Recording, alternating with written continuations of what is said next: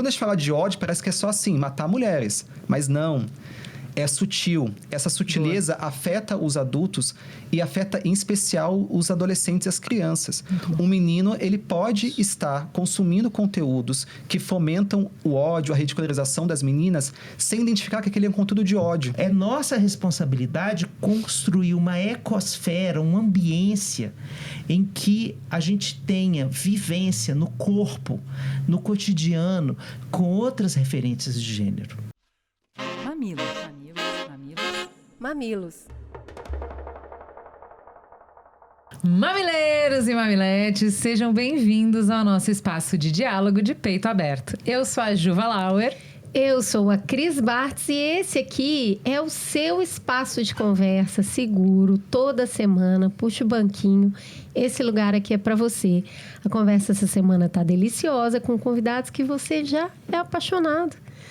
Alexandre Coimbra de volta ao Mamilos. Por favor, se apresente para os nossos ouvintes. Quem é você na fila do pão? Ai, a gente sempre espera responder essa pergunta aqui, né? Hoje me veio dizer assim, eu sou um andarilho. Eu ando devagar porque já tive pressa e levo esse sorriso porque já chorei demais. Continuo chorando demais, continuo sorrindo demais e ando por aí. Eu sou psicólogo, sou escritor, sou podcaster, sou palestrante, sou mamileiro há 10 anos. E desde que eu pisei aqui, a minha vida ficou melhor, porque eu tenho o privilégio de participar dessa roda de conversa que eu acho que constrói cultura. Cultura é essa entidade que a gente recebe, mas que a gente também pode ser construtor. Então, uma alegria estar aqui sempre. A gente te traz porque a nossa autoestima fica muito em dia toda vez que você vem, né, Alexandre? É só um grande boost. Só por isso. Guilherme Alves, que delícia você aqui compondo a mesa. Por favor, se apresente para os nossos ouvintes. Quem é você na fila do pão? Olha, você sabe que eu esqueci de pensar nessa resposta, uma resposta bem bacana, mas estou muito feliz de estar com vocês aqui. Eu acho que na fila do pão eu sou uma pessoa inquieta, assim, tem uma inquietude que acho que é o que movimenta a gente a querer correr atrás das coisas e pesquisar e pensar, executar coisas, experimentar coisas. Tenho sido muito feliz de poder fazer isso no meu trabalho, no meu dia a dia. Mas eu sou Guilherme Alves, eu sou gerente de projetos na SaferNet. Nós somos uma ONG que trabalha com todas essas temáticas que envolvem segurança da internet, uso seguro de tecnologia.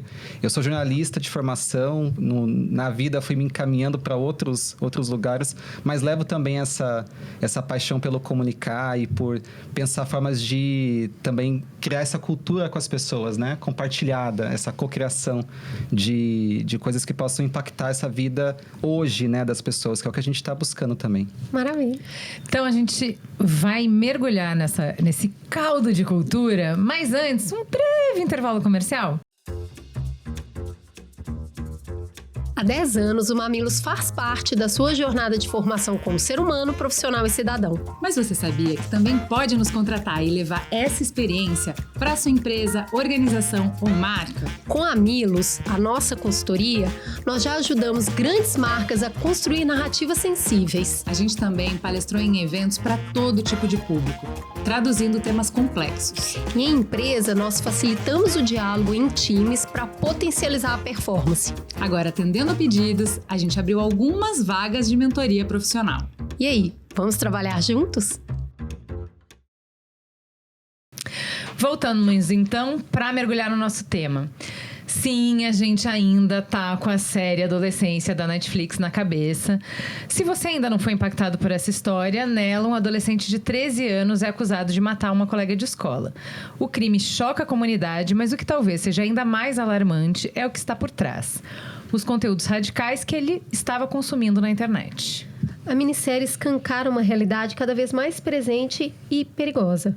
A radicalização dos meninos em espaço online como a machosfera, onde discursos de ódio se disfarçam de autoconhecimento, de masculinidade, de meta de sucesso. No Mamilos, a gente já abriu os microfones para conversar sobre o que fazer depois que algo grave acontece. O nosso episódio sobre justiça restaurativa é um exemplo disso. Uma escuta profunda sobre como reparar danos, responsabilizar sem punir e reconstruir vínculos. Mas hoje a gente quer ir um passo antes. antes do post suspeito, antes do vídeo agressivo compartilhado no grupo da escola, antes da primeira resposta atravessada? Nosso ponto de partida é uma pergunta urgente. Como é que a gente protege os nossos meninos na internet? O que é cuidado? O que é invasão de privacidade? Quando dar liberdade? Quando coloca limite? E se a gente decidir acompanhar mais de perto, começa por onde? Quais ferramentas, o que observar, como conversar? Esse episódio é um guia prático, mas também uma conversa aberta sobre como criar filhos no mundo digital. Puxa o banquinho que a conversa vai ser boa. Vamos começar do começo? E aí, Mamilos, é isso. Um conversa com o outro para complementar as ideias. Mas a gente queria entender um pouco como vocês veem a criação hoje das crianças no mundo digital. Tem um mundo digital, tem um mundo físico, e para eles que já nasceram nessa cultura, não parece haver mais distinção. Mas os mais velhos que estão olhando para eles ainda veem muito um descompasso. A internet ainda é um não lugar? Qual é o lugar da internet? Olha, essa é uma pergunta importante, porque esse conflito de gerações que você traz, acho que dá o tom de muitas das discussões domésticas sobre isso, né? Como as famílias, como os pais, as mães lidam com tecnologia e como essa geração que tem 15 ou 10 anos lida com isso, né? Acho que quando a gente olha essas questões, a gente sempre gosta de sinalizar um primeiro ponto, que é claro, a gente está falando de ambientes distintos, né? Ambientes offline, ambientes online, e a forma como a gente interage nesses ambientes também vai mudar naturalmente. Mas os valores que a gente carrega para essas comunicações, para essas interações, deveriam ser os mesmos.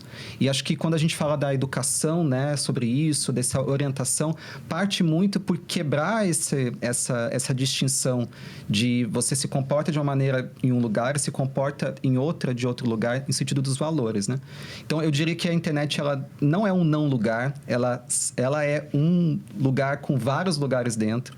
E essa relação que a gente tem de on e offline, ela precisa ser cada vez mais entrelaçada.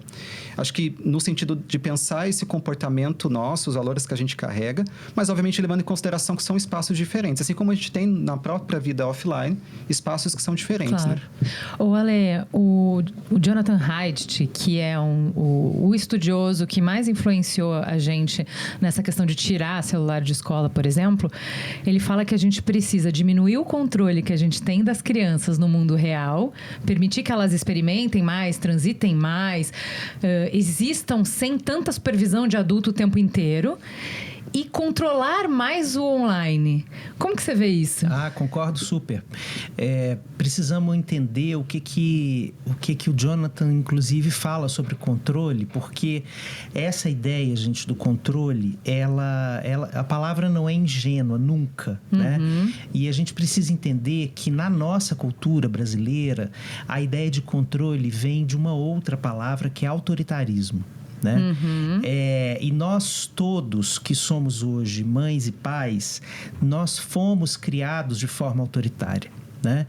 Então, quando a gente não sabe como lidar com uma coisa, o que vem assim no piloto automático, assim, de repente aparece, é esse ser autoritário que eu aprendi a ser, que está dentro de nós, porque o autoritarismo moldou a nossa forma, quando éramos crianças e adolescentes, de lidar com figuras de autoridade. Se você teve a sorte de não ter uma mãe, ou um pai, ou um avô autoritário, a professora era, o líder religioso era, o pai do colega era. Então, o que o autoritarismo faz?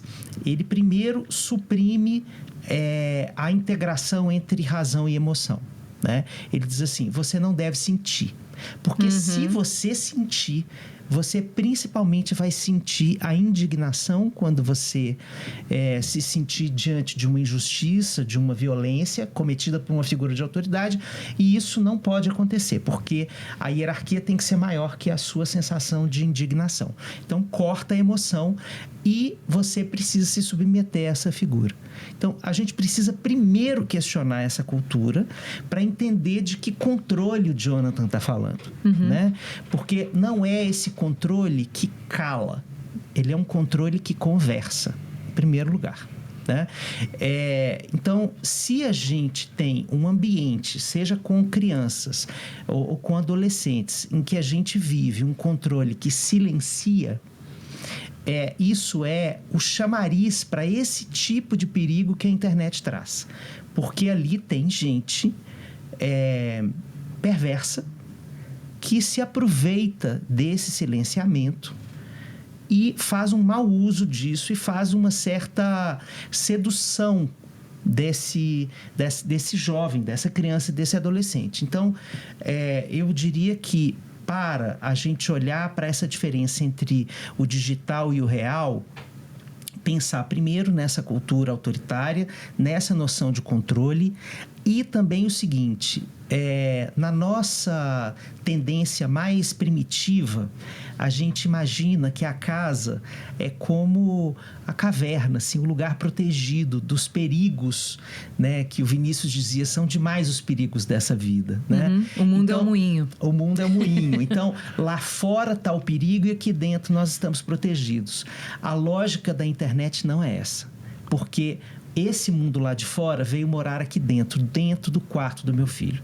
Então, a gente vai precisar revestir esse diálogo sobre privacidade, proteção e exposição de outras variáveis.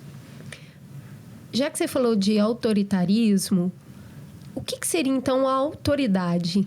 Esse lugar que deveria, ao mesmo tempo, conversar, mas que deveria estabelecer limites. Sim. Porque essa criança está crescendo para criar uma certa autonomia. Sim.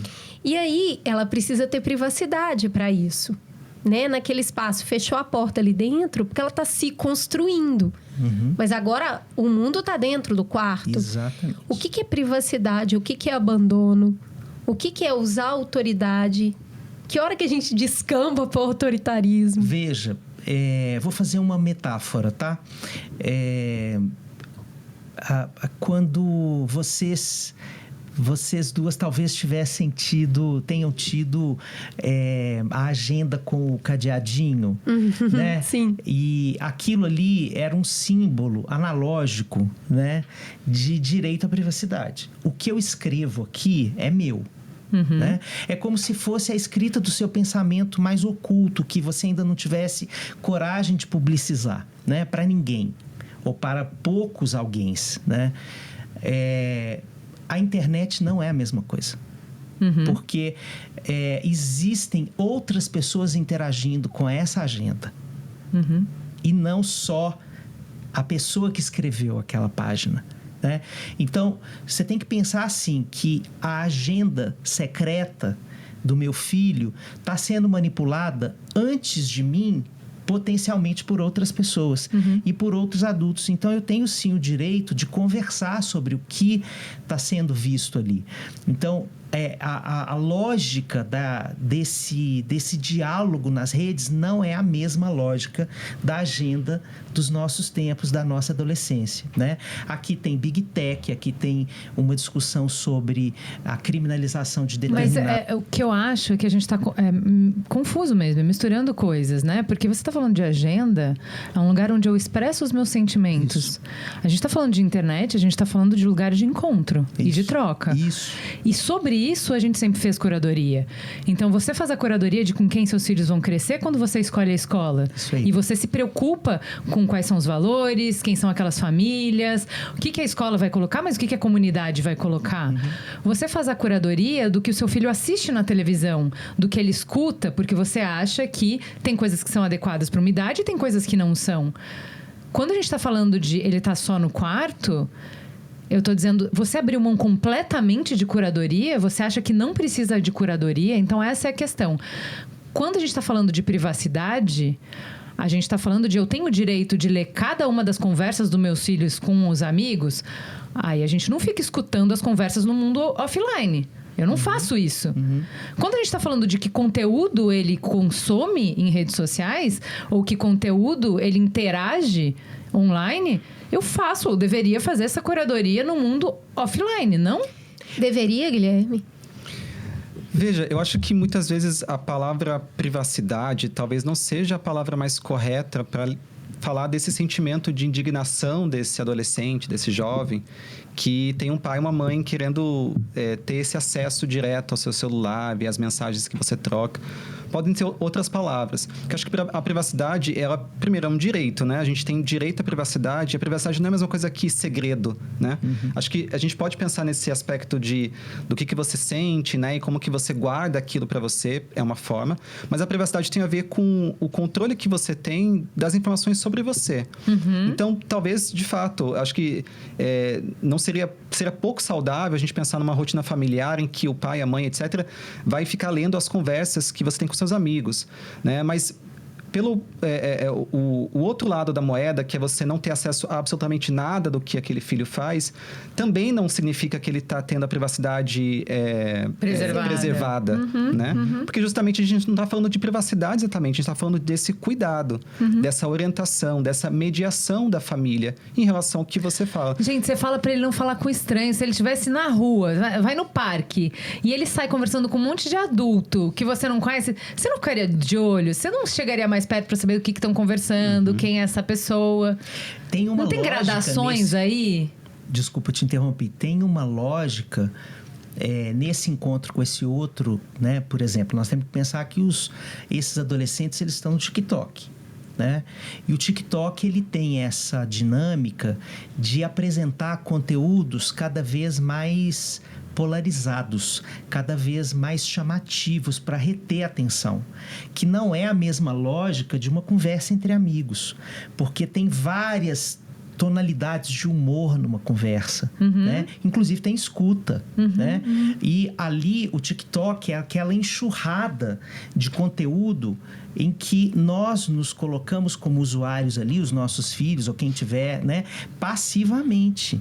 Então, a curadoria entra aí para entender de que mundo ele está fazendo parte. Mas isso não é só enquanto ele está usando a internet. Porque isso vaza. Porque a partir do momento em que ele traz isso para dentro dele, ele vai transbordar isso de alguma forma, né? Em comportamentos ou palavras.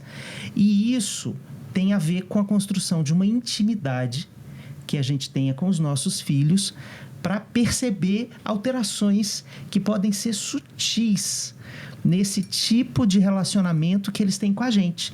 Na hora que eles vêm para a mesa, na hora que a gente está falando, né, de uma questão aqui, por exemplo, que envolve gênero. Digamos, eu estou ali falando que a minha nova líder na empresa é uma mulher negra. E eu estou celebrando que eu, um homem branco, tenho uma liderança de uma mulher negra. A forma como meu filho adolescente vai reagir a essa informação diz do que ele está recebendo, das conversas que ele está tendo, né? Então, a gente tem formas de conversar sobre isso, né? Mas eu também acho que isso é construído na relação que os adultos têm com esses conteúdos, né? Porque também não vale a gente projetar tudo neles e pensar assim, honestamente, nós, mães e pais, como nós temos lidado com diálogo, intolerância, respeito à diferença, e como isso está sendo trazido para o cotidiano da nossa família, né? Que tipo de coisas a gente tolera e não tolera na nossa convivência aqui dentro de casa, né? Porque isso é modelagem também comportamental para uma criança e para um adolescente.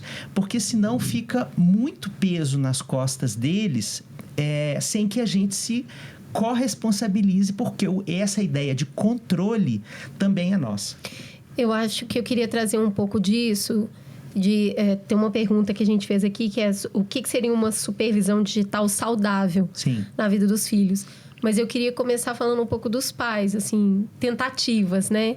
Na minha casa, por exemplo, ninguém pega celular na mesa. No horário das refeições, ninguém pega. É claro que começa por mim. Claro. Né?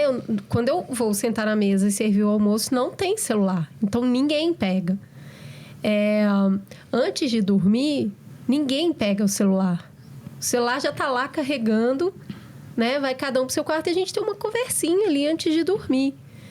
Então, são pequenas coisas que eu consegui estabelecer para falar, olha, Você não vive em função do celular. Tem momento que eu preciso de você aqui presente. Eu tenho filhos de idades muito diferentes, né? A Tatá fazendo 15 e o Amos fazendo 7. Então, o músculo de ficar sentado na mesa depois que a refeição acabou é difícil. Sim. Mas tudo bem, ele pega um brinquedinho e fica sentado aqui e a gente vai ficar conversando. O que vocês veem como com exemplos mesmo, uma supervisão digital saudável? E como a gente poderia fazer isso começando por nós e passando pelas crianças? Olha, você trouxe, acho que, um dos principais pontos para falar sobre isso, que é começar pelos adultos. Né? É quem deveria, né? Quem deveria não tem começar. como. Porque se nós, que precisamos admitir, não estamos preparados para lidar com essa enxurrada de Sim. informações, que dirá uma criança e um adolescente? Então, acho que um olhar um pouco mais acolhedor também é importante. Acho que você trouxe um ponto essencial, que é isso. Começar com acordos dentro de casa sobre quais são os momentos de você se desconectar, de você ficar longe daquele dispositivo. Não é desconectar, colocar no silencioso. É desconectar, ficar longe, fisicamente longe. Porque a gente é estimulado, a gente ouve notificações fantasmas na nossa cabeça, a gente quer pegar o celular para ver. Então, na hora da refeição, coloca num outro lugar, no outro cômodo. Na hora de dormir, coloque em outro cômodo. Começar com alguns momentos de desconexão, que podem ser momentos curtos, mas que sejam momentos de acordo para todos da família. E quando a gente fala também sobre isso, esse comportamento que os pais, né? Vou falar de famílias no geral, né? Porque a gente pode falar de outros adultos que também convivem, também criam essa criança, esse adolescente. Esse comportamento online também é um espelho do que essa criança, esse adolescente pode vir a fazer, né? O que é permitido para ele, o que é tolerável para ele, para ela e tudo mais. Então, ter essas conversas, né, sobre isso, elas são importantíssimas desde os primeiros contatos com a tecnologia. A gente tem falado bastante sobre essas idades, né? Qual a idade para você dar o celular, para você ter acesso à tecnologia? E, claro, a gente está falando de crianças e adolescentes, tem estágios diferentes de desenvolvimentos, né? Contextos familiares são muito distintos. Sei que quem nos escuta, né, quer orientações, mas a gente pode pensar, por exemplo, um primeiro contato com a tecnologia que vai acontecer na primeira infância pode ser a partir de um aplicativo, de um jogo, algo mais instrucional, digamos assim. É importantíssimo que aquela criança, nesse primeiro contato com essas tecnologias, entenda que a gente está falando de um universo que é conectado. Ou seja, o que você faz aqui no seu quarto, no seu telefone, reverbera em outras pessoas que você talvez não conheça. E outras pessoas também reverberam em você. Então, são coisas pequenas, assim, mas que vão dando uma dimensão um pouco mais estruturada desse contexto todo que ela vai vivenciar e que precisa da orientação dessa família para dar essa dimensão ampla que a gente está falando. Porque se nós temos dificuldade de saber o que significa 1 milhão de visualizações, né? Uma criança ou adolescente tem muito menos, né? E aí, esses conteúdos que podem ser mais nocivos, eles são geralmente muito mais apelativos, né? Sim, eles são sedutores demais. Com certeza. Então, enfim, acho que um olhar acolhedor é importante nesse contexto e acordos que sejam pequenos, mas que sejam duradouros também são importantíssimos. Eu tenho uma sensação que eu fico comparando o celular com cigarro. Aí eu tenho a sensação de que eu não sabia que cigarro fazia mal. Aí eu dei o cigarro para minha filha quando ela tinha 11 anos. O meu filho tem 7. Ele não vai ter cigarro, eu já sei que faz mal. Então ele fica, que hora que eu vou ter o celular? Aí eu fico brincando com ele, assim, até você crescer vai ter uma lei que proíba para me ajudar. Porque realmente é uma coisa que mudou muito nos últimos anos, né, gente? Não era assim há 5 anos atrás. Esse negócio de ouvir notificação fantasma é assustador. Tá todo mundo fazendo muito isso. Então é outra coisa também que eu faço de prática. Não tem notificação, nem no meu celular, nem no celular da Tatá. Não tem notificação. Ainda mais ela, que é adolescente, ela esquece o que ela estava fazendo. Então, quando ela esquece o celular, ela esquece de fato, porque ela está fazendo outra coisa. A notificação chama ela de volta. Então, sem notificação, na minha casa, ajuda a minha filha. Não sei se funciona isso para todo mundo. Como é que é a dieta? Olha, eu acho que tem uma coisa que eu quero abordar para fazer um prólogo da minha fala bem rapidinho, que é a palavra aborrecência. Não, é muito Eu acho ruim que essa isso. palavra, ela denota um Desprezo, né? desprezo que a gente tem por essa fase, né? Pensem no no quanto os nossos filhos se sentem atacados por essa nomeação, né? Isso, então, o que vem junto com essa palavra, né? Então, se a gente está falando de conexão, a gente precisa ter interesse, curiosidade, legitimidade para os mundos que eles nos apresentam. Porque o adolescente, ele é uma criança que está vivendo agora uma outra fase, uma ex-criança que está numa outra fase em que ele naturalmente, culturalmente, está mais separado do pai e da mãe. E aí, nos momentos em que ele se disponibiliza para encontrar com a gente, é tipo uma fenda no tempo que ele abre, uma fresta da porta que ele abre, e na hora que ele abre isso, é nosso dever entrar. Porque é ele que dá esse passe. Mas se a gente olha com o olho, sabe aquele olho do meme que vai ficando branco assim? Porque ele apresenta o mundo dele, a gente fala, ai que porre esse negócio, ai que música ruim, ai que não sei o quê. Pronto, a gente está fechando a porta. Isso. E depois a gente reclama que ele busca o outro, esse outro estranho na internet. Mas ele nos buscou antes e nós não escutamos esse pedido de conexão para o mundo dele. Então, a gente precisa primeiramente se perguntar se a gente genuinamente se interessa com curiosidade pelo mundo que ele está descobrindo como parte dessa identidade nova que ele está fazendo florescer nele. Bom, a partir disso, na hora em que ele traz esse mundo, você pode fazer perguntas e você também trazer o seu mundo. E você também trazer ambivalências do seu mundo e pedir para ele o que ele acha disso, né? Por exemplo, outro dia eu tive uma conversa com meu filho de 15 anos sobre o tempo de tela, né? Que ele estava... Foi por conta desse feriado aí, emendado, e rolou muito jogo, muita tela, não sei o quê. E aí eu disse para ele assim, eu falei, olha, filho, eu estava ali olhando para você e pensando em outros momentos em que eu já estive nesse lugar. Você já me viu desse jeito? Ele falou várias vezes. Então, eu inverti a lógica. Deixei ele me fazer a crítica. Eu falei, e o que você sentiu? Aí ele falou assim, eu sentia como se eu não existisse diante de você. Foi a frase dele. Então, aí a gente se colocou numa relação muito honesta em que eu disse, então você está me fazendo entender como eu me sinto quando você está no jogo tanto tempo. Eu não me sinto visto. Ó, que interessante. Isso aqui é uma coisa para a gente poder conversar. Mas eu me coloquei no rolê ali. Né?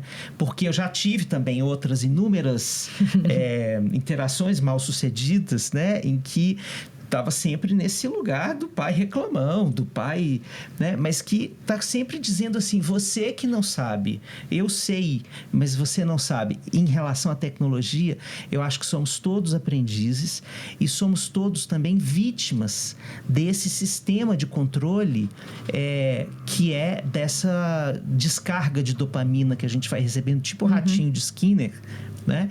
E que a gente não sabe ainda muito bem como lidar com isso. A gente está aprendendo. E a gente precisa de todos esses campos simbólicos da sociedade que vão de leis, a escola que proíbe o celular, e todas essas coisas que vão acontecendo para ajudar a gente a se regular. Porque é muito grotesco o jeito que isso chegou e que tomou a gente de assalto. Né? Pois é, mas aí, os extremos, né? Que a gente é uma época muito polarizada.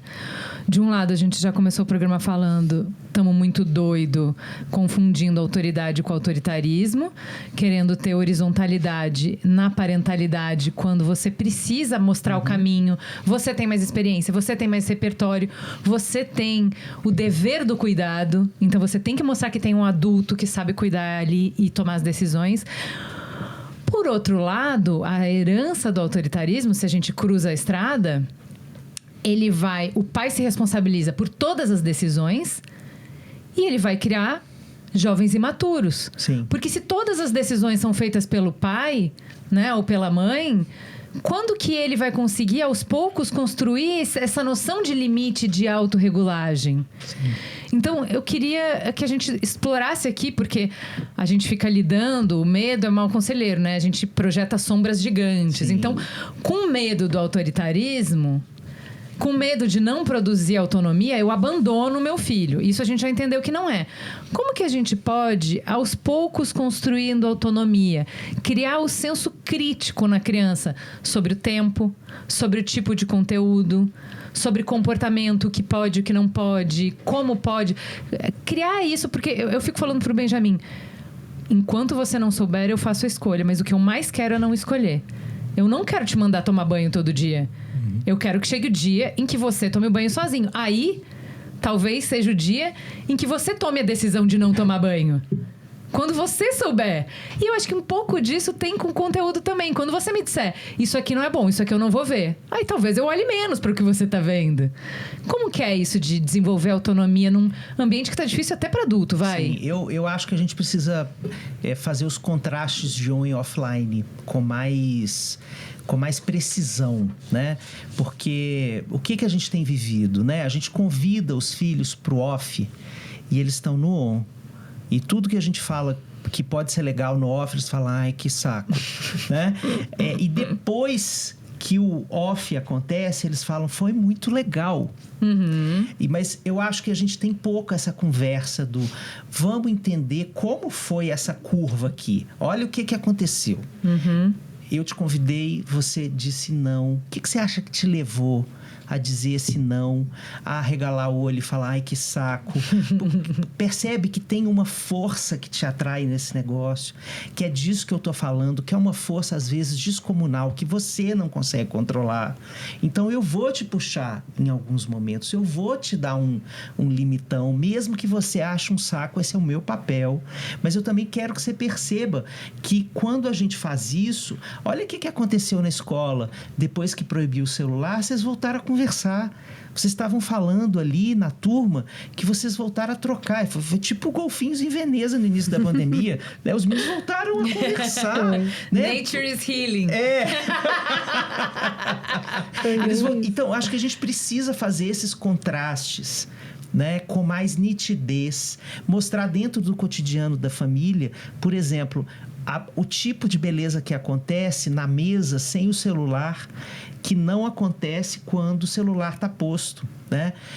Porque esse tipo de percepção vai ficar cada vez mais soterrado pelo excesso da conectividade. Então, é nosso dever mostrar isso. Nós somos esses mensageiros, não do apocalipse, mas do retrô, assim, de como era, né? E de como precisa ser resgatado esse tipo de beleza, do olho no olho, do 3D, né? Do tempo, da escuta, do silêncio, dessas coisas que estão meio démodé, mas que é isso que conecta, é isso que a alma conclama, né? É isso que faz a gente se sentir bem. Nossa, Leo, o que você está pedindo tem que sustentar uma frustração, né? Você tem que fazer uma musculação para carregar o peso da frustração do seu filho quando você tira o que ele quer. Igual você tem que sustentar de qualquer adulto. Sim. Porque você estava falando do negócio do aborrecente, né? E eu gosto de fazer o paralelo que é, se alguém te chamar de chato, você fica feliz? Você chegar aqui e falar, nossa, como você é chato. A pessoa vira e fala, nossa, tem toda a razão. Agora que você falou, eu percebi que eu sou chato. Eu vou mudar. Então, assim, do mesmo jeito, quando a gente tira a tela do filho, restringe, ou vai ter uma longa conversa sobre o tempo que a gente vai ficar sem celular, ele vai ficar frustrado. Claro. E ele vai fazer cara feia. E ele vai tentar boicotar a situação. E ele tá no direito dele. É muito ruim quando você quer uma coisa e alguém tira. E nisso eu vejo muita gente desistindo. Né? Mas se eu tirar, ainda mais criança, se eu tiro o celular dela, ela arruma um escândalo no restaurante. Eu já ouvi muito isso. Sim. Se eu tiro o celular dela, ela não deixa a gente conversar. Os adultos não têm um minuto de paz. Ou do adolescente, o que adianta eu tirar o celular dele? Ele não vai abrir a boca na mesa. Como que nós podemos fazer essa musculatura de sustentar a frustração, o grito, o choro, a cara feia? A gente tem que admitir que isso não é linear, né? Esse processo de educação, ele não necessariamente é progressivo, né? A gente pode pensar em situações em que talvez um acordo funcione em determinado momento, mas ele talvez descambe para alguma outra coisa. Você precisa refazer esses acordos sempre, né? Então, acho também para as famílias, né? Acho que também acolher a contradição que tem nesses processos, né? Para você também ser acolhedor consigo mesmo. Quando a gente... algumas das experiências mais legais que a gente tem tido em escolas, por exemplo, para falar sobre isso, é quando a gente coloca esses adolescentes para que eles provoquem as suas famílias. Façam algum tipo de ação com as suas famílias nessa lógica de trocas, né, de fomentar o diálogo e tudo mais, mas em especial numa lógica de aprender e ensinar ao mesmo tempo, né? Então, e esse processo, ele não é linear. Então, assim, vamos acolher isso também, porque senão a gente vai ficar maluco nesse processo e vai ficar sempre frustrado. Então, pode ser que num determinado momento, o acordo familiar de tudo bem, vamos jantar juntos, sem celular, funcione durante uma época, aconteça alguma coisa e aquilo seja mais difícil, talvez um outro acordo seja necessário naquele momento, mas abrir a possibilidade também para que esse adolescente, por exemplo, possa trazer sugestões daquilo que possa funcionar, acho que também é legal, sabe? Também traz a nossa possibilidade de ouvir esse adolescente, ouvir o que ele pensa, o que ele sente e também dar a chance para que ela elabore essa frustração, né? É frustrado por quê exatamente, né? Que tem a ver com essas emoções. O que te impele a pegar o celular? Por que você precisa estar nesses espaços? Que outras coisas você pode fazer, né? Que convites que a gente faz para eles. Com certeza. Porque dá uma bola e uma criança pro meu filho e ele nunca vai pedir tela. Não pede. Não pede. Entendeu? Agora, a gente deixa eles sozinhos dentro de casa, fechado, não tem outra criança. E aí você fala, não pode ficar com tela e vai espernear. Não tô dizendo se é certo ou se é errado, mas acho que tem um grau de observação fina que a gente tem que ter de, eu viajei com meu filho e a gente tava no mato, ele ficou horas dentro de um carro e tava de boas. Tava jogando Uno com a irmã, tava jogando outras coisas, super trunfo, e não ficou viciado na tela. Então, em que momentos ele tá jogando 7 horas seguidas, na hora que eu tô deixando ele sozinho porque eu preciso trabalhar? Porque eu preciso que ele fique quietinho e ele não faça barulho? Né? Então, assim, que o Heidt chama a gente pra olhar isso, tipo... Eles precisam de outras crianças. Eles precisam poder movimentar o corpo. Eles precisam poder movimentar no mundo. Né? Que a gente tem o Daniel Becker falando disso. Aqui, o nosso maravilhoso editor vai colocar na tela aqui o programa lindo que a gente tem de Tem Vida Lá Fora, que a gente fez em plena pandemia, falando da importância das crianças brincarem na natureza. Então, assim, eu acho que essa abertura para, na hora de criticar, enxergar que condições que a gente está dando para as crianças... Porque o Heidt fala, se você só fizer esse lado, que é cortar, vai dar ruim e não é pouco. É o que você vai substituir. O que a gente muda para que isso que tomou um espaço gigantesco não ocupe esse espaço? O que eu vou colocar no lugar, né? Eu acho que a gente precisa colocar no lugar coisas que são pactos coletivos. Porque deixar isso só na sobrecarga da mãe, porque nós temos que falar aqui que quem está segurando a barra é a mãe, né? No Brasil é a mãe solo.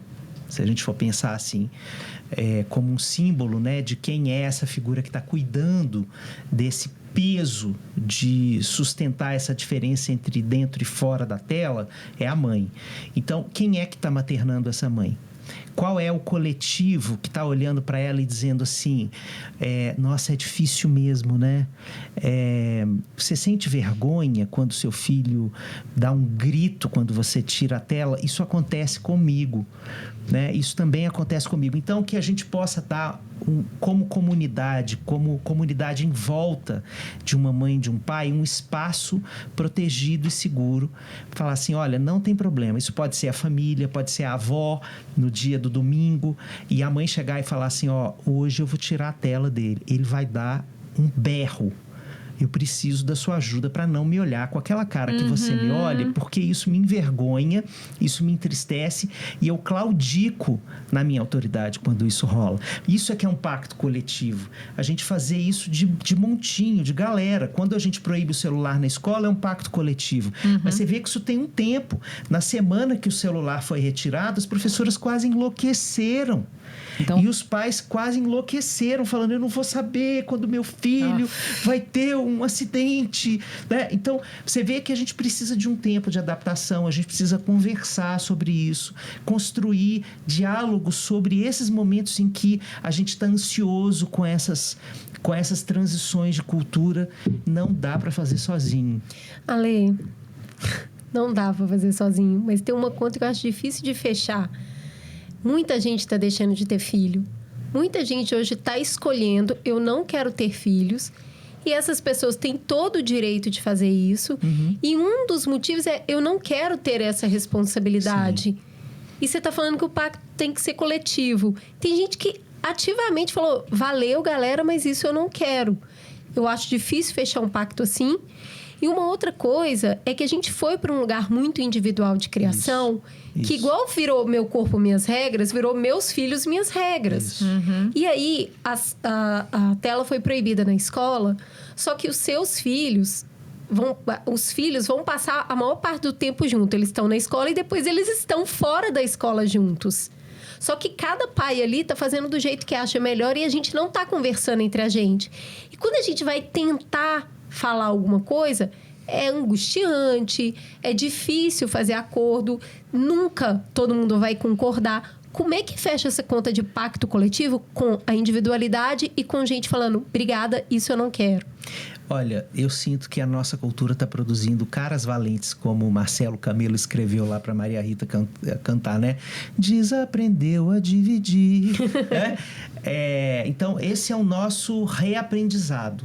Né? Como é que a gente sustenta a frustração de atritar a diferença? Porque essa ideia da nuclearização da família excessiva que aconteceu e que o celular piorou, a gente percebe que isso vira a exaustão do cuidado, né? Vira essa coisa, eu não aguento, então eu vou dar a tela. Então, abrir para isso é também a gente reaprender a lidar com essa outra frustração que é, poxa, eu imaginei que eu pudesse contar nisso com você, Cris, mas eu já vi que você está indisponível.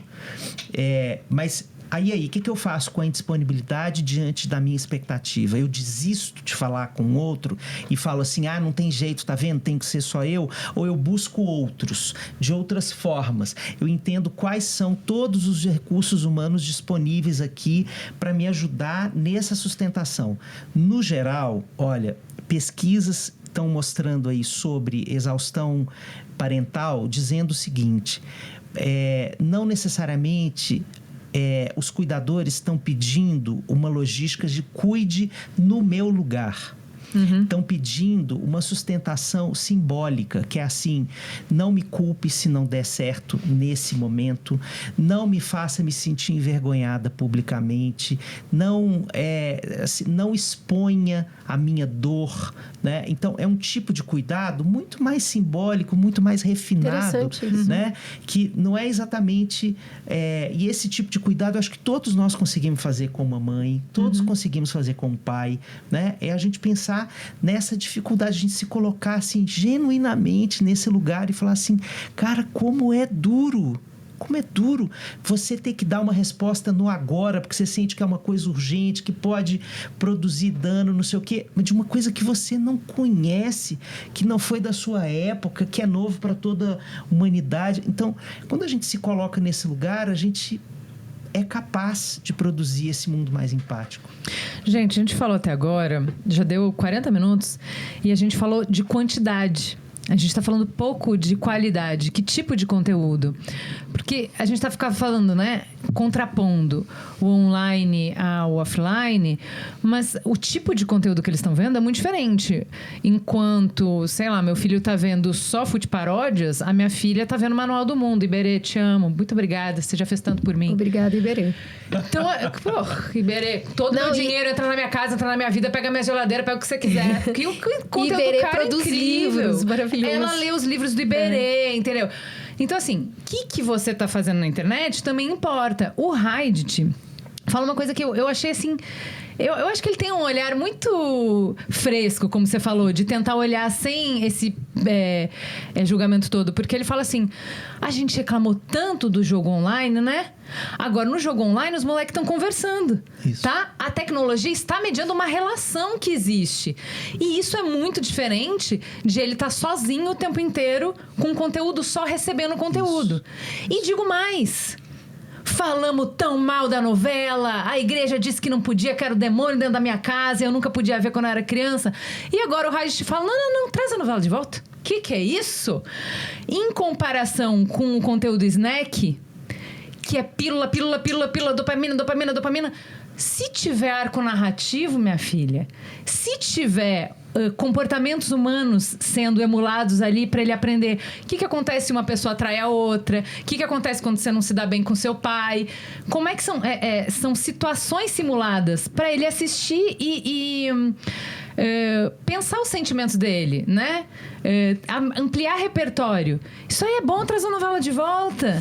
Então eu queria saber, assim, como é que a gente também filtra? Porque por que a gente colocou, quer dizer, o título desse programa é Meninos e Internet. Tudo que a gente falou até agora, 40 minutos, serve para menino e menina. Não tem gênero. A gente está falando de meninos por causa de um padrão de funil de atração que você estava falando, um polo magnético, que o menino entra para ver um conteúdo tão inofensivo de futebol, menina. E quando vê, ele tá num conteúdo machista, misógino, nazista, e daqui a pouco, o que é isso? Como que a gente entende, primeiro, que o universo é esse de conteúdo? Qual é a diferença? Por que o recorte de gênero nessa pauta? Primeira coisa. Como é que a gente entende o universo? E segundo, como é que a gente faz essa curadoria? Porque eu nem vejo esse conteúdo. Pra mim, não aparece esse conteúdo.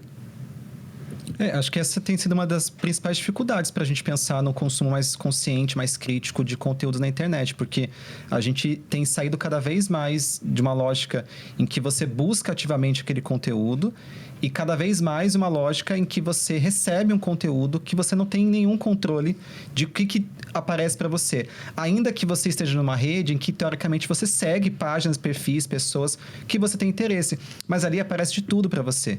E essas redes mais novas, como, por exemplo, TikTok, Kawaii, a página ali, o For You, né, que aparece para você conteúdos selecionados pelo algoritmo, é muito mais relevante para quem usa aquela rede do que você ir lá nas pessoas que você segue, né? Então, assim, tem uma dificuldade aí que é dada desses modelos de negócio, que é você não consegue selecionar os conteúdos que você consome, ponto. Então, o que você pode fazer em relação a isso é se preparar para entender quais são esses tipos de conteúdos que você vai acessar, quais são os conteúdos que são nocivos para você ou não, e o que você pode fazer quando você vê um conteúdo que pode ser potencialmente criminoso, por exemplo. E ainda levando em consideração que, ainda que você tenha uma ação, por exemplo, de denunciar um conteúdo, infelizmente nem sempre aquele conteúdo vai sair do ar rapidamente ou sequer vai sair do ar. Uhum. Então, esse debate que envolve meninos em especial, envolve necessariamente a gente voltar muitos passos atrás para falar sobre convivência, sobre gênero, no seu sentido mais profundo da palavra mesmo. Uhum. Não é sobre o tipo de conteúdo que você está vendo, mas é o que te motiva a seguir alguns conteúdos ou o que te motiva a interagir com alguns conteúdos e o que tem a ver essa relação de meninos e meninas aí. Uhum. Porque eu lembro, por exemplo, de um professor perguntando uma vez sobre isso. Olha, eu tô tendo aqui situações na minha sala de meninos que estão usando IA para fazer deep nude das suas colegas. Isso, né? isso. Ponto. Um caso super extremo aí de violência de gênero, assim, escancarada. O que a gente pode fazer por isso? A minha resposta para ele foi assim, olha, eu acho que é muito difícil a gente imaginar que a gente vai conseguir afastá-los completamente dessas tecnologias, porque elas são pervasivas, elas estão cada vez mais acessíveis. O que a gente pode fazer é prepará-los para fazer a melhor escolha, que é usar essa tecnologia ou não, e se usar para um fim positivo, né? E isso tem a ver, não é com a tecnologia. Não tem a ver com a internet, com o celular, tem a ver com outras coisas mais profundas. Porque ninguém vai aqui dizer que a violência de gênero começou com a internet. Com a internet certeza. amplifica isso. Mas são aspectos muito mais profundos da nossa realidade que a gente precisa pautar com muito mais profundidade também. Tem uma questão que envolve gênero, mas aí dos cuidadores, né? A maioria dos casais ainda que tem filho hoje segue o padrão heteronormativo. A maioria das famílias. Geralmente, historicamente, o cuidado das crianças está com as mulheres. De escolher a escola, comprar uniforme, comprar o material, cuidar da higiene dos filhos, levar no médico, conversar, pôr para dormir, cuidar da alimentação. Recai muito mais sobre as mulheres. E para os homens, dentro de uma residência, muitas vezes fica o papel da tecnologia. É esse cara que vai saber ligar a televisão depois da mudança, ligar o videogame na TV, e é ele que cuida do alarme da casa. Então, esses papéis foram determinados de um jeito interessante, né? Que se a gente for olhar aí no caldo cultural, quem explora o mundo e quem está dentro de casa. Quando chega nesse lugar que a tecnologia também virou um lugar de cuidado, vocês conseguem imaginar o quanto as mulheres estão se sentindo ainda mais sobrecarregadas. Como é que a gente pode trazer essa conversa para a mesa? Porque eu entendo que os homens vão precisar cuidar um pouco mais e as mulheres vão precisar entrar um pouco mais no mundo da tecnologia. Se vai ou não colocar um aplicativo no celular do filho, quem tem que olhar? Os dois têm que olhar? Ninguém tem que olhar? É o homem que olha mesmo? Vamos delegar isso para o cara, porque Jesus Cristo, eu já faço coisa demais. Como é que vocês têm visto essas conversas? Olha, quando a gente fala dessas estratégias de mediação parental, né, que podem envolver um aplicativo, alguma coisa, ou podem envolver só esses acordos dentro de casa, a gente sabe que, na prática, são muitas vezes, de fato, as mães que são responsáveis por isso, porque elas que estão fazendo esse cuidado, né? E acho que aí tem essa provocação familiar, obviamente, de trazer esses pais, esses homens, para essa educação mais participativa. Que aí, surpresa, agora envolve também tecnologia, que talvez seja alguma coisa que eles estejam mais próximos, né? Então, acho que tem um atalho aí, talvez, para se pensar. Mas quando a gente está falando de mediação, né? E a gente sempre usa essa palavra mediação, porque mais do que controle dos pais, mais do que a supervisão apenas, a mediação ela pressupõe esse caminho que é mais compartilhado, né? Legal. Que é um pouco mais de pegar na mão e junto ali, entendendo, navegando junto nesse processo. Acho que mediação é uma palavra muito boa para isso, em especial porque a gente está falando de meios, né? De meios de comunicação, de tecnologia como meio. Bom mesmo. A nossa vida é mediada pelas tecnologias, não só essas digitais, mas todas as tecnologias que estão ao nosso redor, inclusive as que são offline. Então, a mediação é uma estratégia muito importante de acordos familiares e ela precisa necessariamente da participação de todos os adultos que estão criando aquela criança, né? Não só quem está dentro de casa, pai, mãe, né? Digamos assim, dessa família nuclear, né? Tradicional, digamos, mas dessa família mais alargada, né? Da avó, do tio, né? Das pessoas que cuidam e se importam com aquela criança. A gente pode dividir um pouco mais essas responsabilidades, ainda que saibamos que o duro mesmo é dentro de casa, né? O duro mesmo ali é entre aquelas quatro paredes. Mas acho que a mediação e a participação de todos da família é essencial. E pensando, inclusive, por exemplo, você trouxe um caso, né? Eu tenho uma filha que é um pouco mais velha e um filho que é um pouco mais novo. Essa filha também pode participar desse processo educativo, né? Olha que bacana se isso acontecer, porque esse é um processo educativo para ela também. E ela, que é mais velha, pode trazer um ensinamento, pode trazer uma orientação para aquela criança que também está iniciando esse processo, né? Então, por isso que eu falo assim, é dos adultos, obviamente, que são responsáveis pelo, né, tem um dever do cuidado, mas também vamos alargar isso, né, para fora de casa, vamos alargar também para os adolescentes dos seus irmãos mais novos, né? Acho que isso pode trazer resultados muito surpreendentes, positivamente, talvez. Então, de quais conteúdos a gente se preocupa que os meninos estejam vendo? O que está deixando a gente tão preocupado? Porque na série tem um momento assim que a gente ficou... a hora que os policiais entram e falam de manosfera, a professora fica... Mano, o quê? Nem sei o que está acontecendo. É uma coisa gigante, né? É uma coisa que a gente já tem algum conhecimento. Esse funil que a gente fala de quantos vídeos precisa do primeiro clique para ele chegar num conteúdo misógino, quantos cliques precisa de forma passiva. Então, acho que a primeira coisa é: qual é o problema? Quais são os conteúdos que a gente deveria prestar atenção para a gente filtrar para meninos e qual é o dano que eles fazem? Existe uma matriz de risco online para crianças e adolescentes que é muito bacana, que é da pesquisadora Sonia Livingston, que vai falar de 4 Cs, né? É o contato, ou seja, a possibilidade daquela criança, adolescente ter contato com pessoas que possam, né, ser nocivas de alguma maneira. Existe o conteúdo, né, que é a interação com conteúdos que podem ser nocivos. Existe o contrato, que é o acesso a serviços, aplicativos, né, que podem ter um modelo de negócios, um tipo de funcionamento que pode ser nocivo. E existe também a conduta, que é o que aquela criança ou adolescente vai agir. Tá. No sentido, tanto ativamente, como até como sendo testemunha de algum tipo de violência, né? E quando a gente vai falar dos tipos de conteúdos, né? Dos tipos de interação, dos tipos de contrato, a gente pode falar de conteúdos, no geral, que são sexuais, né? Tanto aqueles que envolvem pornografia, o contato com pornografia para crianças, como qualquer tipo de conteúdo que possa fomentar, por exemplo, a autocriação de conteúdos sexuais dessa criança e desse adolescente, utilizar a IA para poder modificar algum conteúdo, alguma coisa do tipo. A gente pode falar de conteúdos que são violentos, a violência no sentido amplo da coisa, desde aquela violência do tipo, uma trollagem, mas que pode ser bastante perigosa, né? Uma brincadeira perigosa, digamos assim. Os desafios, né? Os desafios, inclusive, né? Os desafios que são desafios perigosos. E a gente pode falar também de valores, que aí é um sentido mais amplo, né? Mas que a gente pode pensar situações que envolvem, né?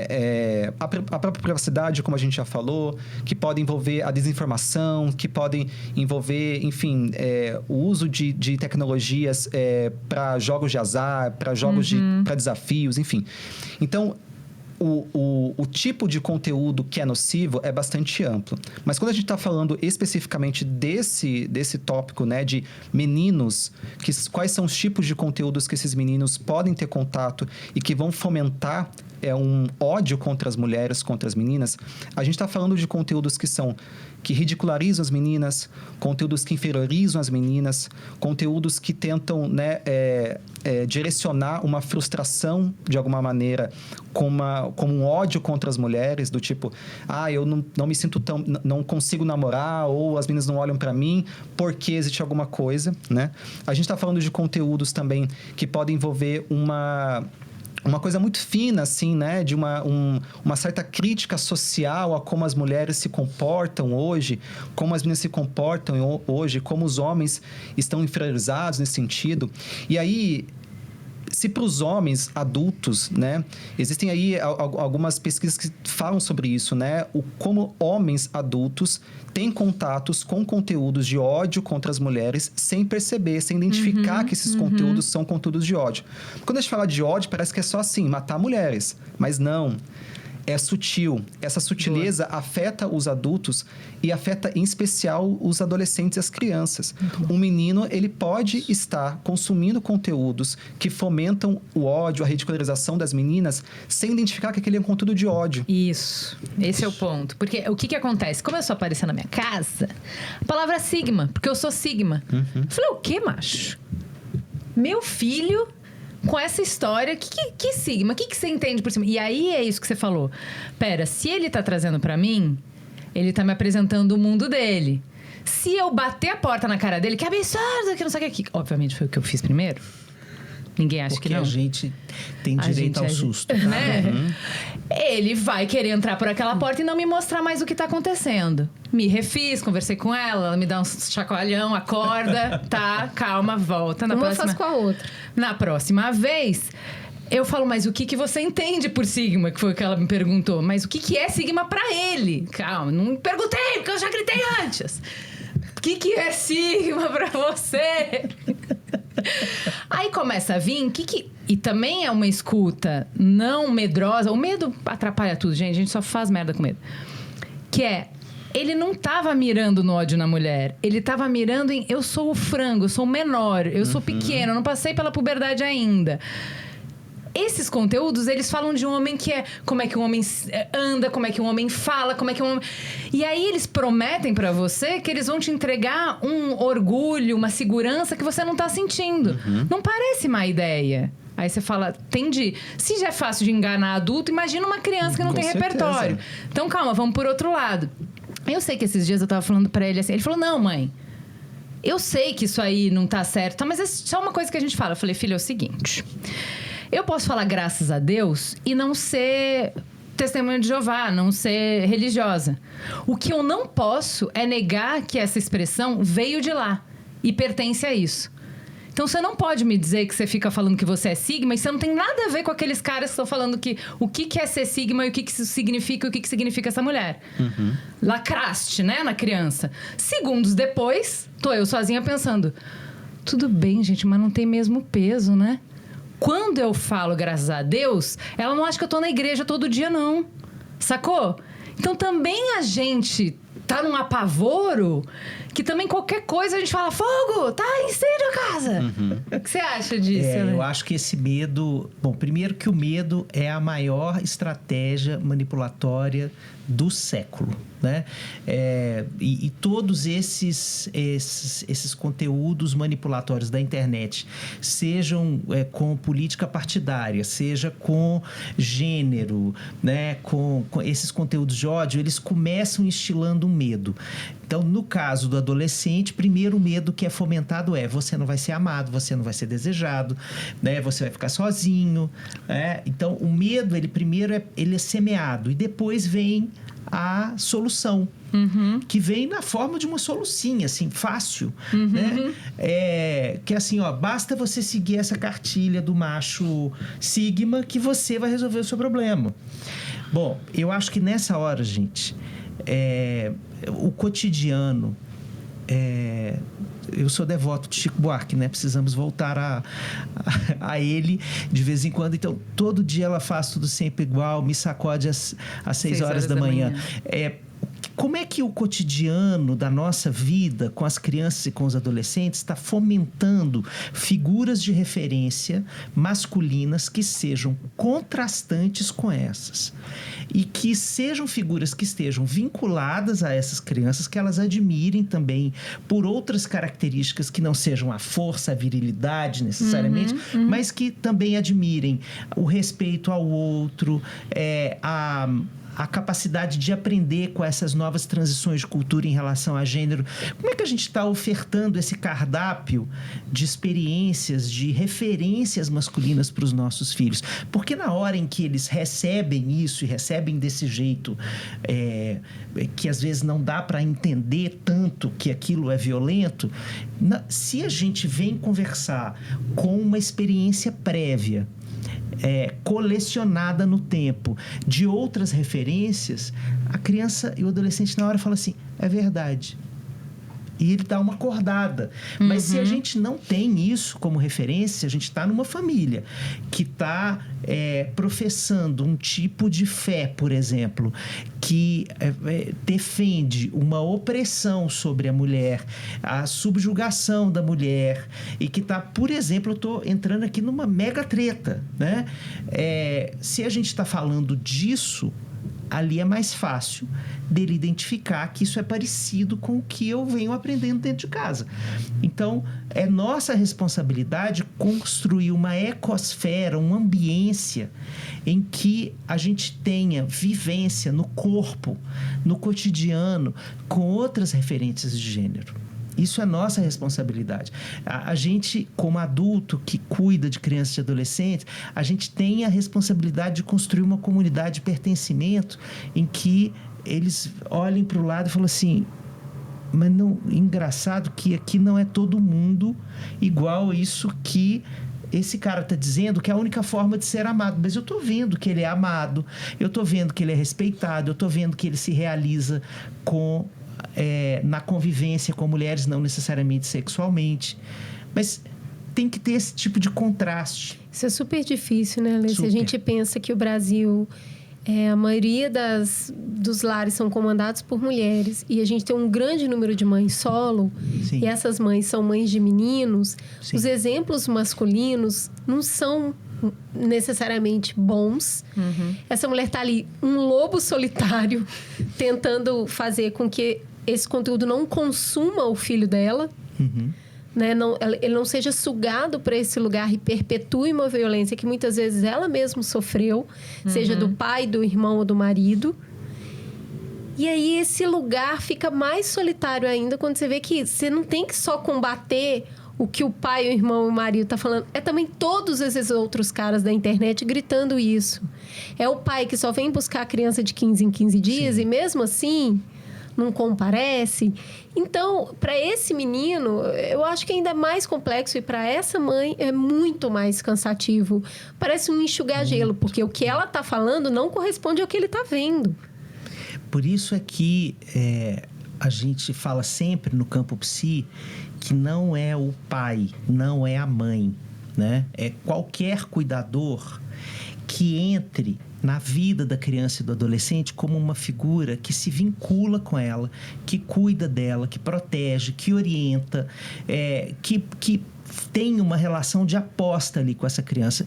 Isso pode ser um professor, pode ser o porteiro da escola, podem ser referências de gênero que estão ali na comunidade, né? As mães solo, elas são, para mim, assim, a ponta mais importante dessa construção de uma nova noção de solidariedade social, né?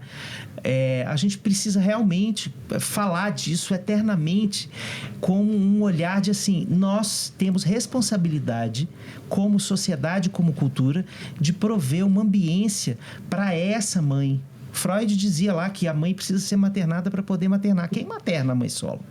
Né? Qual é o mundo que materna essa mulher e que não deixa ela absolutamente solitária nessa exaustão que você definiu tão bem?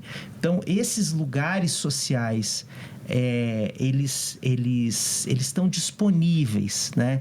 Às vezes, essa mãe está tão desgastada que ela não consegue perceber que isso pode acontecer. Ela já está tão desistida do masculino que ela não tem esperança de que um homem diferente do pai, do padrasto, do irmão, do avô, possam ser referências positivas. Então, cabe a nós, homens, bons homens, referências de gênero, também nos colocarmos nesse lugar. Se nós estamos envolvidos numa sociedade, nós somos corresponsáveis por isso.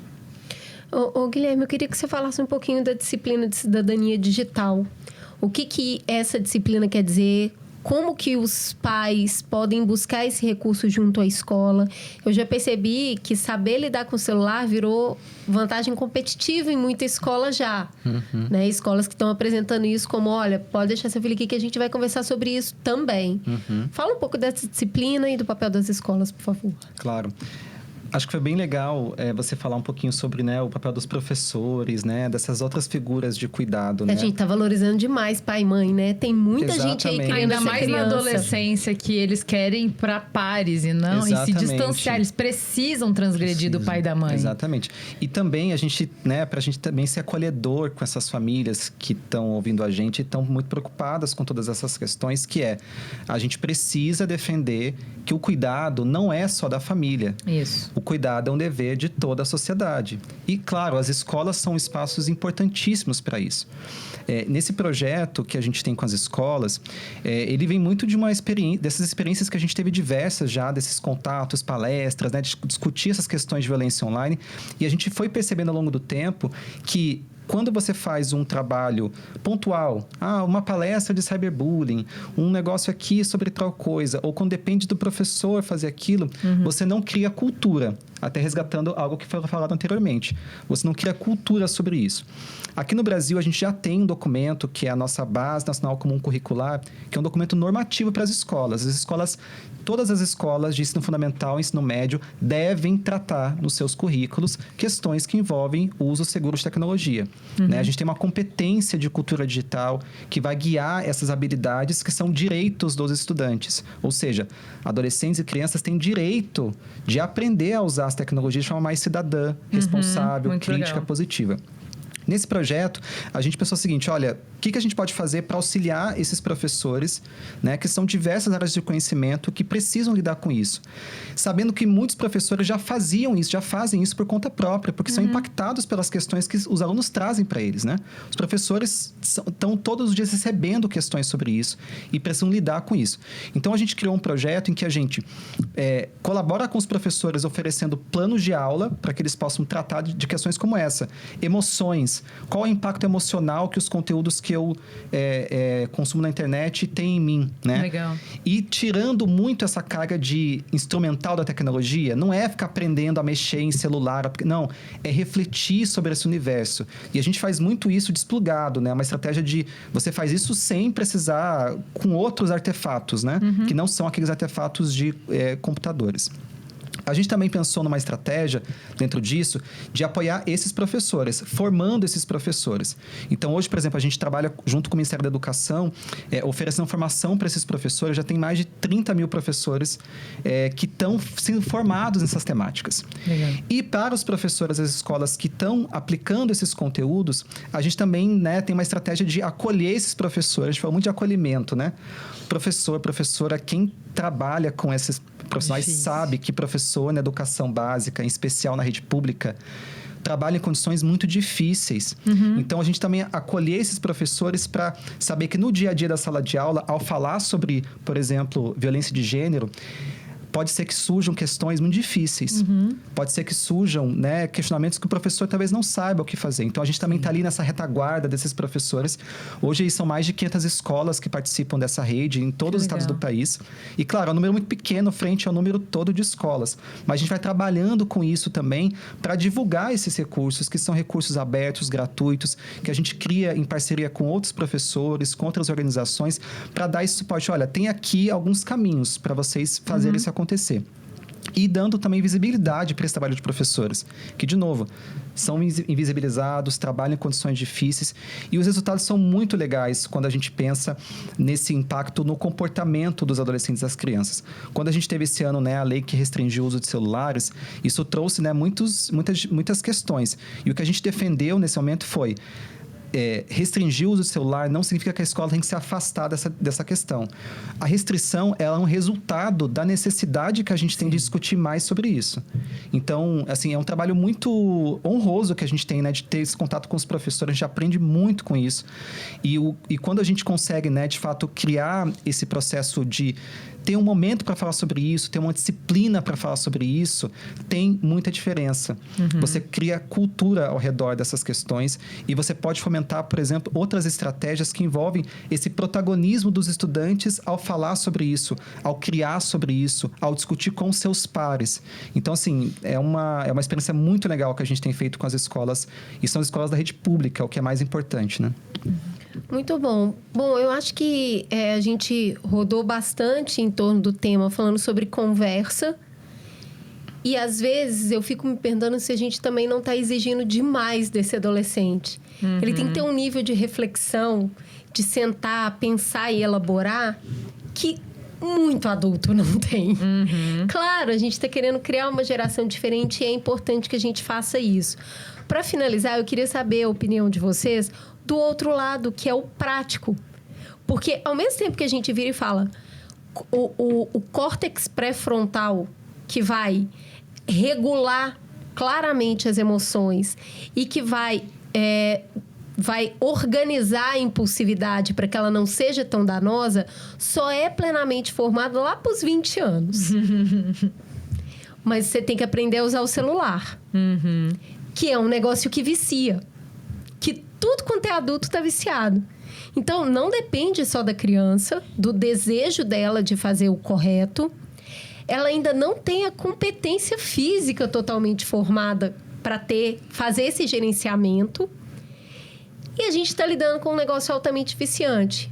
O que muitas vezes nos faz ter também um plano de curtíssimo prazo. Que vai fazendo as duas coisas em paralelo. É aí que eu vejo o controle parental do celular. Tá? É onde eu dou conta. Então, ao mesmo tempo, conversa pra caramba, ouve pra caramba. Mas por que você vê isso? O que isso te causa? Que hora que isso é legal? Mas quando pego o celular, eu não fico muito. Mas quando eu pego o celular para olhar um negócio... peraí, a Juliana mandou uma mensagem. Aí já vejo, respondo a Juliana, que me manda um link, que eu entro na rede, a hora que eu vejo... Gente, o que eu vim fazer aqui mesmo? Quiçá minha filha fazendo isso. Então, eu acho que o controle, pelo menos do tempo, de uma coisa que vicia, eu tenho achado muito importante. Então, assim, tem um controle parental e ela tem direito a X tempo de tela por dia e a X tempo de aplicativo por dia. Então, assim, se tem X tempo de tela, vamos dividir aqui. Mas música é liberado. Mas, sei lá, calculador é liberado. Essa mediação do pequeno, sabe? Do pequenininho. Mas eu tenho sentido muita necessidade de uma coisa prática para auxiliar por conta desse contexto. Eu tô lidando com uma coisa muito mais forte do que eu, gente. Eu tô lidando com plataformas digitais trilhardárias. Isso. Que ganham muito dinheiro com o tempo que as pessoas ficam lá. Então, eu tenho medo de estar exigindo demais, sabe? Que ela mesma pega e fala... Poxa, estou no celular há muito tempo. Vou deixá-lo aqui e vou ali conversar com a minha mãe. Então, chega uma hora que trava. Travou, não tem mais tela? Pô, vou ter que procurar outra coisa para fazer. Vou lá conversar com a chata da minha mãe. Mas vai. Então, eu queria terminar falando dessa impotência que eu sinto diante dessa coisa infinitamente maior do que eu. O dinheiro, né? O colocar a criança nesse espiral que a Juliana desenhou, que leva ela para um lugar de violência, ser lucrativo. Meu Deus do céu, como viemos parar aqui? E a gente tendo que exigir criar junto. Porque a gente está criando na gente ao mesmo tempo que está criando neles essa reflexão, esse veja bem. Olha como isso é complexo mesmo, né, minha filha? Né, meu filho? Filho, você já percebeu como você fica irritado quando você desliga? Quando acaba o seu tempo de jogo? Por que você acha que você fica tão irritado? Pô, legal pra caramba, mas junto tem o tempo de jogo. Como que vocês veem esses aplicativos? Como que vocês veem esses coisas que colocam no celular da criança para ajudar a gerenciar tempo e o que ela acessa? Bom, primeiro, eu acho que isso é uma metáfora dessa necessidade da gente construir emparelhamento de recursos para a mãe e para o pai não ficarem sozinhos nessa história, né? Da mesma forma que as leis, da mesma forma que as instituições, isso é mais um recurso para lidar com a solidão e a angústia da impotência diante da grandiloquência desse fenômeno. A outra coisa é não esperar que o meu filho entenda. Né? Eu acho que a gente ainda tem essa fantasia de que se a gente explicar bem explicadinho, ele vai dizer muito obrigado, mamãe, por você restringir o meu uso, né? E a gente está falando de uma virulência muito maior do que a compreensão. Então, o diálogo é para a gente continuar conectado. E eu acho que nesse diálogo a gente também tem que falar da nossa condição de vítima desse mesmo sistema, né? Dos pontos em que a gente também não controla, como por exemplo, esse exemplo que você deu. Eu fui responder a Ju e de repente veio o link e eu me perdi. E você poder ir lá pro filho e falar assim, sabe o que aconteceu aqui hoje? Cara, eu queria ter estado aqui com você, queria ter conversado com você, queria saber como é que foi aquela história que você ia viver hoje lá na escola, como foi o jogo, como foi aquela sua conversa com aquele seu colega, como é que você está sentindo tal coisa, e eu me perdi no celular. Eu quero te pedir desculpa. Foi muito ruim isso. Eu acho que quando a gente se coloca nesse lugar, sabe? E sai dessa de eu mando e você obedece. Uma coisa a gente sim tem que ser o farol da construção dessa regra. Eles podem coparticipar com a gente na medida em que eles derem conta de fazer isso. Mas a gente também pode, e eu acredito que nesse mundo da mediação digital, a gente deve se vulnerabilizar para eles entenderem o tamanho da bronca. Para eles entenderem e olharem para a gente também como parceiros dessa aventura que nós estamos construindo como sociedade, sabe? Não é só eles, não é só nas costas deles que está essa construção dessa intimidade com esse fenômeno. Nós todos estamos aprendendo. E eu acho que isso é bom para eles. Ô, Guilherme, além de controlar quanto tempo e quais aplicativos, a gente consegue de alguma forma tentar quebrar ou dificultar essa espiral. Então, tipo, por exemplo, Meu marido diz que ele entra no YouTube e vê quais são os vídeos, quais são os canais sugeridos. E ele vai bloqueando um por um, do que ele acha que tem conteúdo sensível e tal. Porque você falou, a gente fica completamente vulnerável, a gente não tem controle algum do que a plataforma oferece. Mas tem, porque, por exemplo, no TikTok, se você disser, não quero ver esse conteúdo, não quero ver esse conteúdo, não quero ver esse conteúdo, ele vai te levando para outros lugares. Quanto isso é ouro de bobo, você pode clicar em não quero isso, não quero isso, quantas vezes você quiser, que eu vou dar outros jeitos de te dar conteúdo ruim. O quanto isso vale a pena? É enxugar gelo ou a gente pode também ir aparando o mato, vai sempre crescer a erva daninha, mas a gente não pode deixar tomar conta da casa. Tem uma coisa que a Cris Deluca, que já participou muito aqui do Mamilos, beijo, Cris, falava com a gente lá atrás, que era, você tem que educar seu algoritmo. Isso. E eu sinto que hoje ele perdeu o controle, não dá mais pra educar. Dá ou não dá pra educar esse algoritmo? Não, eu acho que essa metáfora que você trouxe de aparar a grama é a melhor de todas. Porque, sim, existem formas de você tentar restringir um pouco dos conteúdos, bloquear um canal, um perfil, etc. Mas a gente está falando de milhões e milhões e milhões de conteúdos. E a gente está falando, inclusive, dessa dificuldade que as próprias famílias podem ter de identificar qual é o conteúdo que é nocivo. Porque eles estão disfarçados, né? Isso é importantíssimo. Acho que, assim, você utilizar mecanismos de mediação envolve tanto... Como eu falei anteriormente, você pode usar um aplicativo, pode usar as ferramentas das próprias redes, que algumas têm, né? De você restringir o tempo de uso, restringir os conteúdos, bloquear alguma coisa, denunciar. São ferramentas que existem e devem ser utilizadas. Mas a gente sabe que não existe risco zero. Ah, sim. O que existe é você continuar essa jornada todos os seus dias, né? Eu gostaria muito que todo mundo que está ouvindo a gente saísse daqui hoje, pegasse o celular e restringisse o seu tempo de uso para aquilo que você usa e que você sabe que faz mal para você.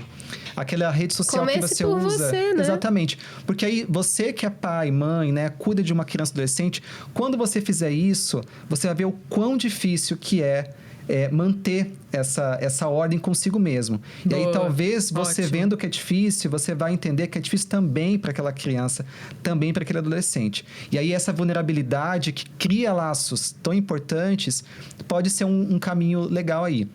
Mas te respondendo, sim, acho que tem que usar essas ferramentas que existem para você selecionar e bloquear alguma coisa, denunciar um conteúdo, mas sabendo que não existe risco zero. Então, tudo que você faz ao redor disso é importantíssimo. Não é só você baixar um aplicativo de mediação parental, colocar o tempo de uso e pronto, pode dar o telefone que ele está seguro. Não. E aí, tem uma coisa importante, né? Restringir também esse tempo de uso, no sentido de qual é a melhor idade para você dar um telefone celular para o seu filho, para sua filha, né? Isso, 21 depois que o córtex pré-frontal estiver pronto. Exato. Quanto mais você conseguir postergar, melhor, porque existem outras formas de você lidar. Mas é claro que a vida cotidiana, às vezes vai ser necessário que ele tenha o próprio telefone para poder se comunicar com você quando for fazer um curso, quando for começar a trabalhar, um estágio, alguma coisa do tipo. Então, esse uso prático também vai acontecendo, mas se você conseguir restringir isso, em especial para crianças, né? Acho que já é muita coisa. A gente está falando criança até que idade? Até 12 anos, né? Assim, 12 anos incompletos, né? 11 anos. Então, assim, se você conseguir até os 12 anos não dar um telefone celular para o seu filho, para sua filha, utilizar como já é um guerreiro já Jedi. É muita coisa. Porque as pressões que existem ao redor disso são muito grandes, né? Então, assim... Testa uma ferramenta do seu telefone. Todo telefone tem isso. Ferramentas, seja Android, iPhone, enfim. Ferramentas de você restringir pelo menos o tempo. Tá. E aí você vai ver que é difícil. E a partir disso, você vai ver também que é difícil para o seu filho e para sua filha. Lá em casa a gente usa Family Link. E aí no Family Link você vê o tempo, né? E vê onde esse tempo foi usado. Acho que uma coisa que me fez bem, eu uso iPhone. Foi olhar o meu tempo e onde eu tô gastando. E aí a gente conversa sobre isso. Eu tô no jogo aprendendo também. Eu também me perco. Que tipo de conteúdo eu também tô vendo? Então, de vez em quando, eu vejo o feed dela e ela vê o meu feed. Tem uma coisa que a gente falou muito aqui de meninos e que é a violência, mas o das meninas vai muito pra comparação. E vai muito pro lugar do não tem o corpo, não tem o cabelo, não tem o jeito, não tem a dança, não tem o sex appeal. Então, as meninas se comparam demais. E é isso, cada vez postando mais jovem, a vida é muito boa, né? Vive na festa, menos você, que tá em casa com sua mãe. Entendeu?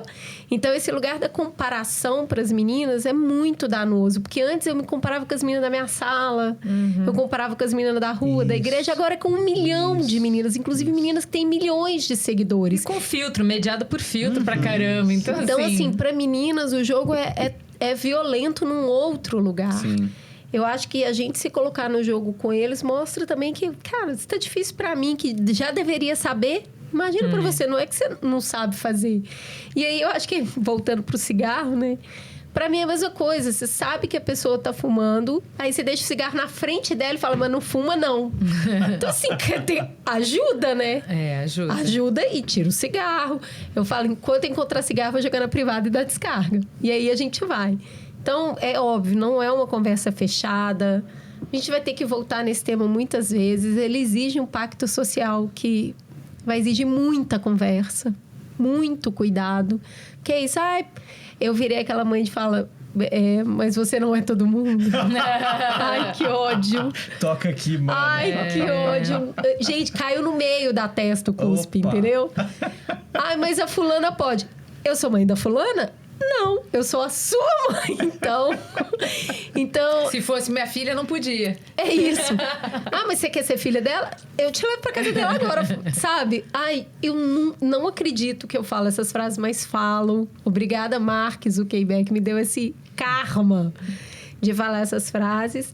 E eu acho que a gente tem que conversar mais entre nós, pais, mães, cuidadores. Mas, só pra fechar, eu acho que às vezes a conversa tá chata demais. Gosto das provocações que vocês trouxeram, porque às vezes a gente é palestrinha demais. Isso. A gente lê o que eles falam na nossa chave, a gente julga eles como se adultos fossem e não com a imaturidade que tem. Gente, já viu como é desengonçada uma criança aprendendo a andar? Um bebê aprendendo a andar? Como a gente é desengonçado aprendendo a tocar um instrumento, a andar de bicicleta? Essa fase, eles estão desenvolvendo o músculo social. Vai ser desengonçado, sim. Não pode levar a ferro e fogo os erros que eles cometem nessa iniciação social. E eu fiquei pensando, a estratégia que eu peguei com o Benjamin é, ao invés de tentar combater essa pressão que vem desses valores que vem pela internet com palestrinha, vamos à arte, né? Você falou do Chico. E a gente tá fazendo uma curadoria e trazendo um monte de filme. Estamos aqui só se divertindo, né? Voltando pro Reddit, volta pra narrativa. Vamos para as narrativas que explicam o que é bom. Vamos dar exemplos muito legais de masculinidade, mas muitos, tá? Porque os que eu gosto, talvez eles não gostem. Os que você gosta, talvez não funcione. Os que você gosta, talvez... Dá muitos. Os que eu acho mais ou menos, os que eu acho meio chumbrega. Amplia repertório. Usa a arte pra sensibilizar. Pra falar, o que esse cara tá falando não tem nada a ver. Porque aquele cara eu gostei. Daquele filme, daquele livro, daquela música. Ampliar repertório e a arte, eu acho que é sempre muito bem-vindo, né? Sempre muito bem-vindo. É isso, Juliana. Temos um programa, gente. Esse assunto vocês já viram que eles vão ter que voltar aqui algumas vezes. Acho que vale um programa pra gente mergulhar mais nesse universo de meninas, que acho que para além dessa questão de comparação, tem mais um monte de enrosco aí bem complicado. Acho que vale a gente voltar nesse tema. Contem pra gente nos comentários o que vocês querem saber, porque eu acho que é legal. A gente já fez uma grande discussão. Se vocês têm dúvidas mais práticas, coloquem aí as dúvidas e a gente volta nesse tema. Seja o algoritmo que você quer ver no mundo. Siga o Guilherme, fala aí o seu @ para as pessoas verem conteúdo. Convidar as pessoas a seguirem a SafeNet Brasil, SafeNet BR no TikTok, E que tem muitos recursos, né? Eu queria fazer esse curso aí que vocês estão dando pro professor. Vai ser muito bem-vinda, vai ser muito bem-vinda. Muitos recursos gratuitos para as pessoas que querem saber mais sobre isso, desmistificar um pouco essas temáticas também, né? É possível, é possível. Bora. Ale, por favor, se despeça. Agradecer ter estado aqui. É sempre um aprendizado. Adorei você, Guilherme. Aprendi um monte aqui. Obrigado. Acho o trabalho de vocês bárbaro. Já conheço há alguns anos. Meu @ é Alexandre Coimbra Amaral. Eu estou aí no Instagram, conversando sobre saúde mental, sobre um monte de temas. Isso, tem coisa boa na internet. Exato. Seja você o algoritmo que você quer ver no mundo, contribua mandando esse conteúdo aqui para quem você gostaria que ouvisse para poder discutir depois. Beijo, gente. Até semana que vem. Beijo. Mamilos. Mamilos. Mamilos. Mamilos.